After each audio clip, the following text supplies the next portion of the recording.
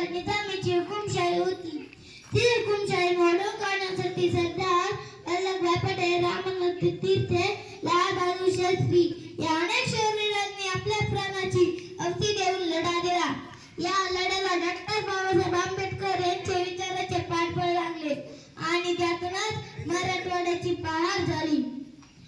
मित्रांनो, 13 महिने व 17 सप्टेंबर 1948 रोजी भारताला देशाला खऱ्या अर्थाने स्वातंत्र्य मिळाले. त्या शूरवीरांचे विचार आपण लक्षात घेतलेच पाहिजे. लाल बहादूर शास्त्री रामनगरला शाळेत होते. मध्ये गंगा नदी होती. नाविकाला द्यायला त्यांच्याकडे पैसे नसायचे. शाळेच्या वेळेस ते गंगेच्या काठावर येऊन उभे राहायचे. कुणीतरी नाविक म्हणायचा, ए लाल बहादूर शास्त्री, चल येतोस ना शाळेत? आणि ते लाल बहादूर शास्त्री म्हणायचे, नाही, तुम्ही जा. का रे? ते नाविक म्हणायचे, का रे? ते लाल बहादूर शास्त्री म्हणायचे, तुम्हाला द्यायला माझ्याकडे पैसे नाहीत. ते नाविक म्हणायचे, अरे असू दे, नंतर रे. ते लाल बहादूर शास्त्री म्हणायचे, नंतर तरी कुठून येणार माझ्याकडे? माझी आई सांगते, कुणाच्या उधारीचं आपल्या डोक्यावर नको ठेवू, तुम्ही जा, मी येते. ती नाव लिहिली की लाल बहादूर शास्त्री आपल्या अंगावरले कपडे काढायचे.